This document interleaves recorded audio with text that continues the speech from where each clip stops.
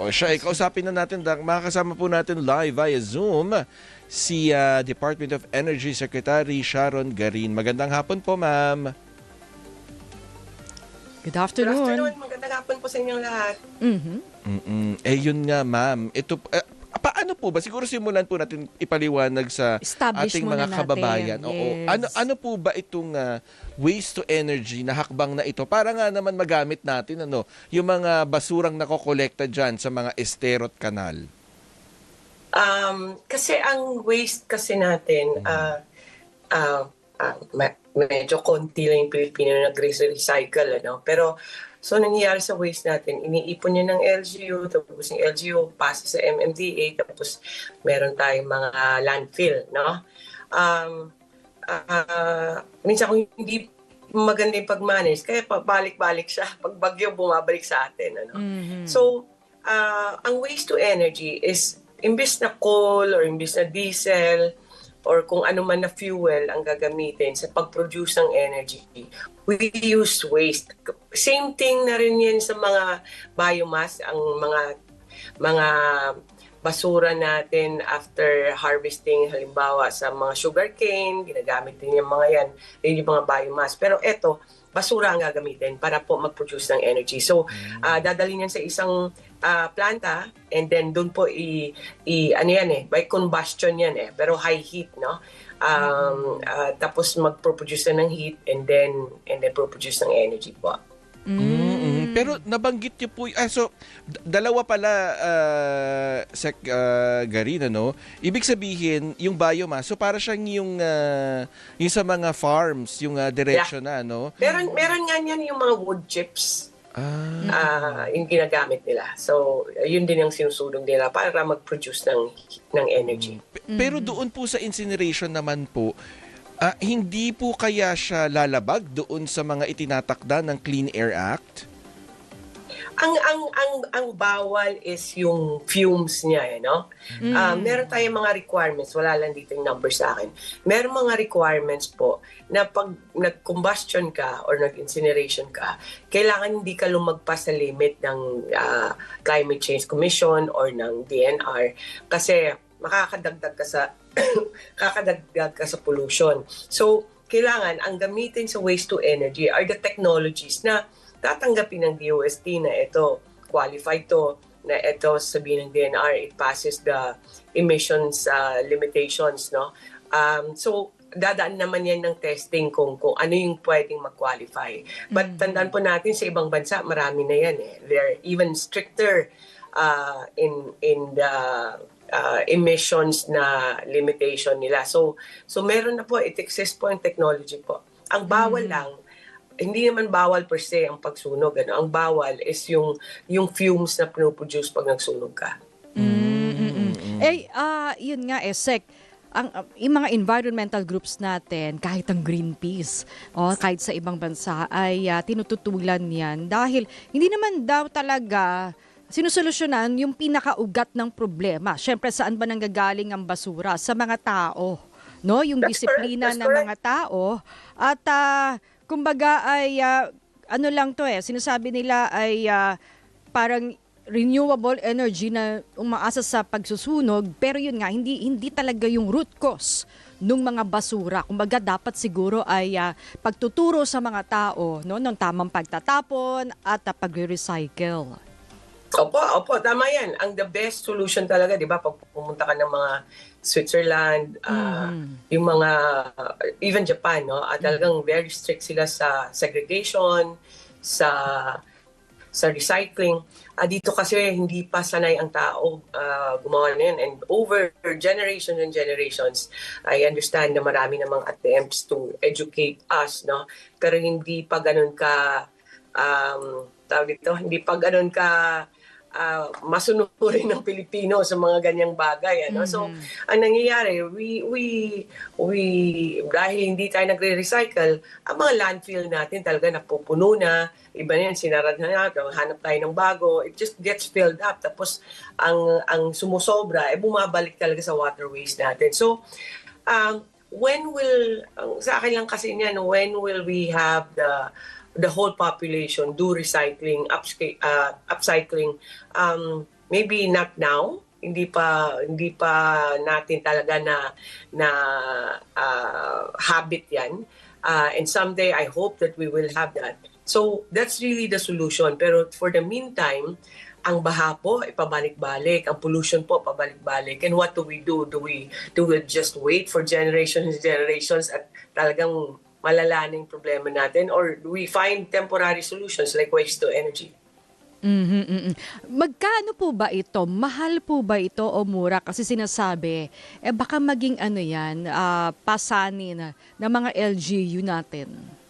Ay, ang waste to energy, kasi ang sa DOE kasi, when you produce, when we do auctions or we get some power plant built, hindi po pera ng nangagaling sa budget ng national government yan. It's investment of the private companies. So sila po nagpapatayo, hindi po yung gobyerno, because this is a private-driven industry. Tapos ang auction, sa auction, para lang mapabilis ang decide ng mga investors, we do an auction para pag nag-produce sila ng energy na galing sa waste, bibilhin po ng gobyerno, at yan po makakatulong po sa energy mix din natin. So, I think at the end kasi hindi lang naman about the energy to, it's also about the environment. So, kung makakatulong po yan sa Metro Manila lalo na, at it produces energy, then I think it's a very good advantage at a good project po para po sa Metro Manila. Yung tipping fees po ng per LGU. Opo, may tipping fee sa MMDA, And then LGU I'm not sure kung anong charge, iba-iba kasi depende sa LGU, So, nagko-kolekta sila, so meron din silang nakokontrata niya na magko-kolekta, and then after that, sa collection point, idadalhin po sa landfill. So, ang part po ng tipping fee ay galing sa collection point na yun, or papunta sa landfill, So, ang tipping fee ngayon, ang MMDE nagbabayad. So, with that po, parang hindi na po magdagdag ang MMDA ng tipping fee, para hindi na magastosan pa yung gobyerno. We are offering a good price for the electricity that they will produce. Konti lang naman yan, mga 200 megawatts, 400 megawatts, maliit lang siya. So, doon na po sa cost of electricity, sa cost of the power na ilalagay. So, ang tipping fee po, actually, makakatulong pa ang waste to energy kasi hindi na tayo magbabayad ng extra. Yung waste to energy initiative po ba ng pamahalaan, sa tingin niyo po ba, ito rin yung makakasolusyon doon sa problema ng hindi pagsisegregate ng mga basura na dito sa ating bansa? Kasi, ano po ba yung ginagamit doon? Yung nabubulok o yung hindi nabubulok? Lahat po pwede. Lahat pwede. Mga metal lang siguro hindi pwede. May mga certain types of waste lang na hindi pwede. Pero plastic and all that, pwede po siya. Whether nabubulok yan or hindi nabubulok. Pwede pong, parang temporary solution until we get our segregation and recycling talagang na-ingrain na sa ating behavior. So, hindi po to yung ultimate solution. This is a temporary solution kasi, alam mo, 10,000 tons, almost, 9,000 tons a day ang solid waste ng Metro Manila. Dumadami yan. In a few years, it will become 13,000. So, talagang this problem will get worse and worse. So, yan po yung for the meantime, ito po yung solution. And hopefully, we can get a more circular economy na type of solution. And we get everybody involved, not just government, but also the communities and the private citizens. Kailangan kasi talaga Sabay whole of din. nation approach yan yung recycling na yan. Kaya ako siya natanong partner, Sec Garin.